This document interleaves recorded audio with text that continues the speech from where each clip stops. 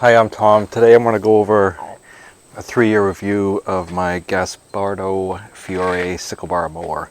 Now this mower here is pretty typical of your newer sickle bar mowers, and there's a couple different manufacturers that build them. Frontier actually just takes this same mower, paints it green, throws some Frontier stickers on it, creates another parts manual, and sells it as theirs. So you can skip a lot of that by just buying the Gaspardo up front. So what size tractor do I need to run this? In the old days, you could use something as small as a Farmall Cub with a 5-foot mower and you didn't have any issues with it. These days you got high horsepower tractors with not a lot of weight behind them, so it's not necessarily the amount of horsepower that you have, it's just the ability of the tractor to manage the weight, because what you've got here is you've got some weight here on the right hand side that's just kind of hanging over there.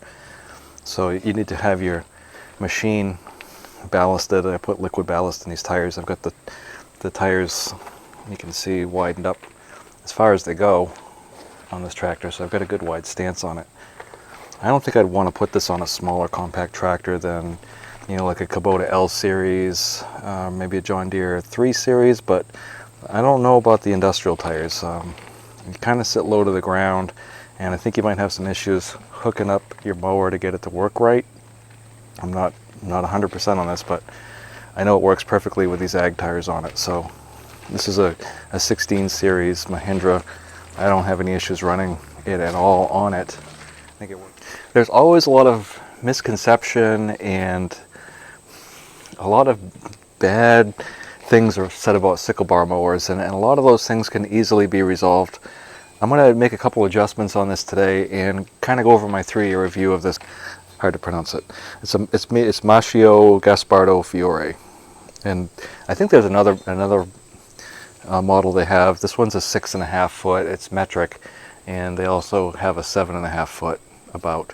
So they got a smaller one because they have kind of a smaller tractor, but it works really well. And I'm going to show you how you can make this thing work even better. I've gotten some commentary back from some people who've watched my initial video about this and they're having issues. So let's take a look at this today and see if we can work through some of those. I think the biggest problem that we've run into is that the manual, while it's good, there are some issues with it, and primarily it doesn't really tell you how to sickle bar mow, and it doesn't quite finish telling you how to set it up. It's pretty good, and it's probably translated from Italian, I'm not sure, but it's pretty good. It just doesn't go over a couple things. And so one of the most important things that you need to do when you get this set up is when you're operating it, your power takeoff needs to be straight out the back of the tractor. You don't want your universal joints bent anywhere, because what that seems to do is it puts pressure back here on your drive belt pulley, and then it starts to spin and you can hear it grinding on the shield. It sounds terrible, and once you straighten out your PTO, that goes away. So like again, if you don't have that drive shaft straight, you'll end up hearing the belt pulley grinded on your shield. So that's an indicator to you to straighten out your PTO, get your 3-point fixed so that you're not tipped anymore. And one of the other issues people have is their tractor tires running over the grass right somewhere over here. So your knife head, which is down here, is actually running somewhere over here. So your tire's running, knocking down the grass, and then your knife head is hitting it. And sometimes, you know, you might be running over this much of the grass. So there's a way to adjust this, and I'm going to show you how to do that over here. You look here and you'll see a bolt pattern, and mine's kind of right in the center. But you can take this bolt out right here, and you can put it in either side, and that'll change your mower either this way or bring it back a little bit.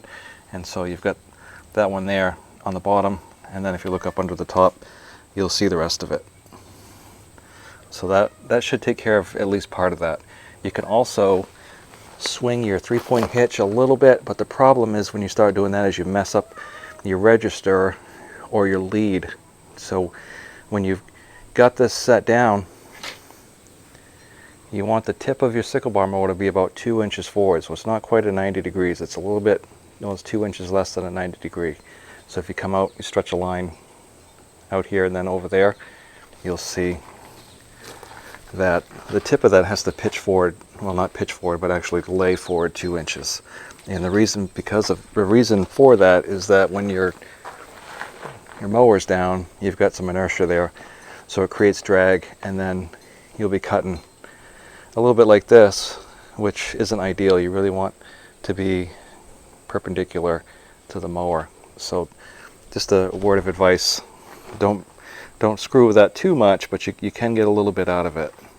Additionally, when you got this down, you've got a chain that has to be hooked to a fixed point, and it depends on what kind of tractor you have. Obviously this one's a Mahindra, but you've got your chain hooked down there, and then I just hook it to the left side of the top link pin, and that keeps your mower, so when you put your position control down, your mower will preset to the same place every time.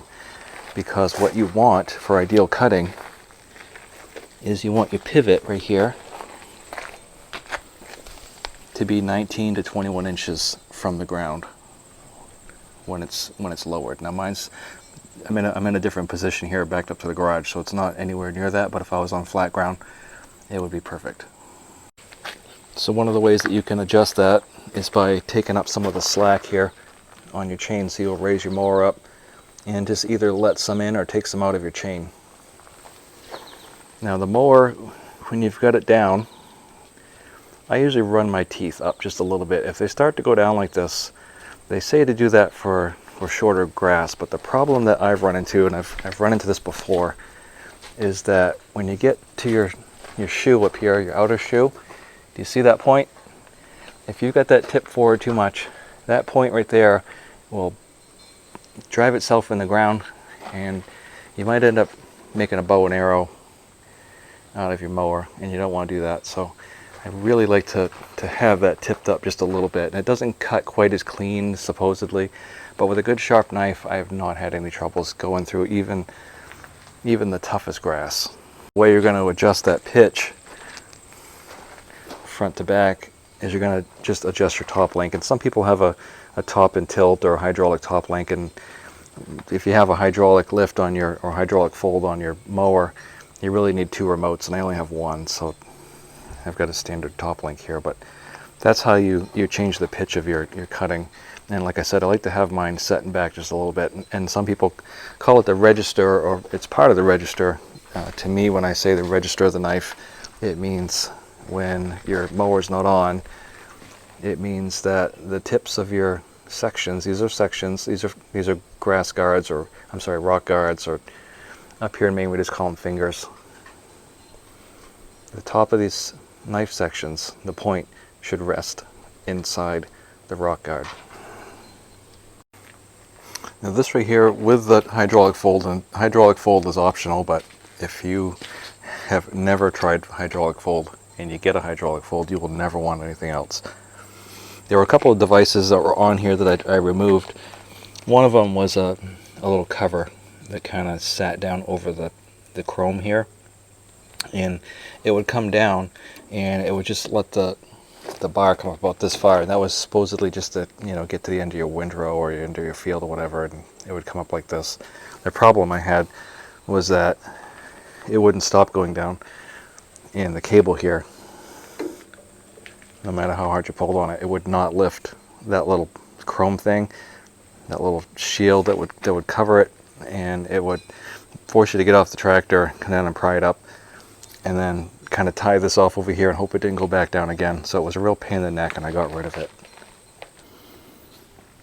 I had my dealer give me a pretty decent selection of spare parts, and this right here is that piece I was telling you that went down over the ram, and it didn't work very well. So that's what that is. And this is the rest of the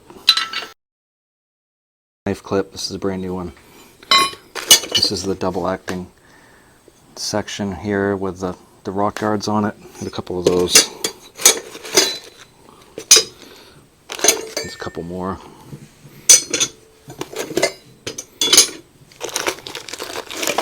And then rivet. But anyway, you get the idea. This mower probably was stored outside for quite a while before I bought it. There was this wooden stick that came out kind of like this, and it was rotten when I got it, and it pretty much broke off the first day I used it. So I'm always saying I'm going to get a broom handle or something and put it back on there, but it hasn't affected the operation of it. But you do want to keep your grass board on if you're putting hay, because what that does is that clears a path. So you're mowing, right, and then this grass board comes behind and it just clears the hay. Down here is your trip or your breakaway. So you want to have that spring adjusted so that it's not tripping all the time. But if you hit an obstruction with your cutter bar, you want that to trip, and that forces the cutter bar to kind of break away a little bit, and it gives you time to stop the tractor before you seriously damage your knife. Left stand, your parking stand, there's your right parking stand, and they just flip upside down and you carry it with you everywhere you go. And then when you're ready to take it off, you just put it up underneath, unhook your mower, take your PTO off, and it's really a fast attachment as far as putting on and taking off.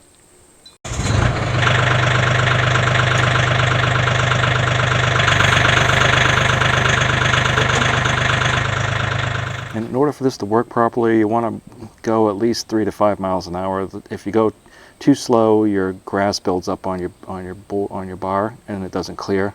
Fortunately, this is good and sharp, so it'll still keep going, but you want that grass to kind of come back. And with the pitmanless mowers, they don't vibrate as much as the pitman mowers do, and so the pitman mowers with the vibrating tends to kick the hay just falls off.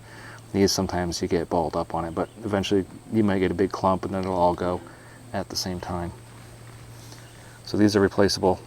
You can see this hold down's replaceable, and on the other side you can pop the rivets out to get the fingers out, and you can get the knife sections replaced. There are optional wear guards you can put on these. I haven't had any trouble.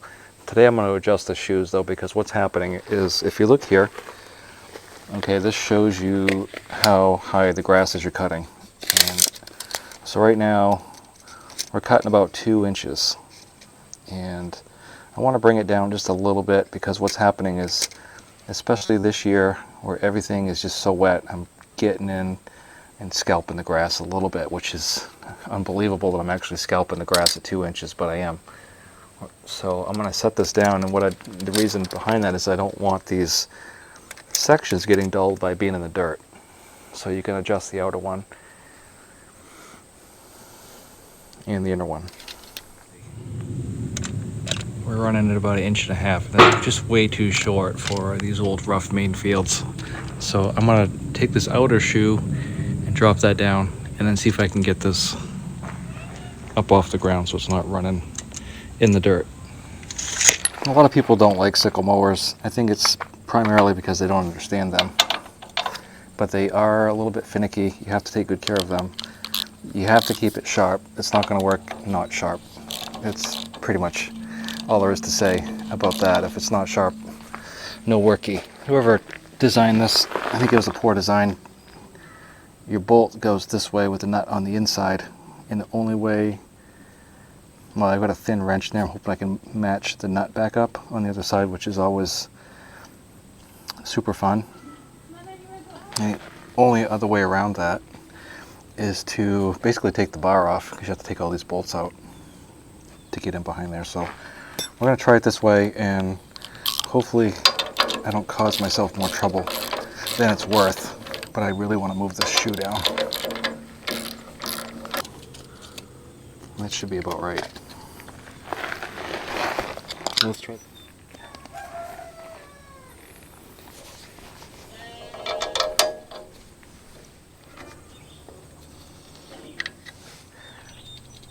Only have float, so if we do this, fortunately it'll go down. Sometimes you get yourself on a little bit of an incline and it doesn't go down quite so well, but it does, but sometimes just not as quick as you want it. So if I cut like this, it'll be at about 3 inches, which I cut higher than that with my lawnmower. I cut it 4 inches with my lawnmower. So I think so. On the outer shoe, to adjust, this right here has the head of the bolt inside this slot. So this was set all the way up. I want to bring that down. So this here's my 3rd summer with this mower, and I'm pretty happy with it. I mean, the manual has a little bit to be desired, but I think there's always a little bit lost in the translations of manuals, and you get that no matter what you buy. So hopefully this video has helped you set your mower up a little bit better. I've got a couple other ones on this mower. It's a good mower. It does exactly what I want. I know a lot of people are afraid of them, but it just boils down to setup and maintenance of them to get them and keep them operating correctly. Appreciate you watching, and I will talk to you next time.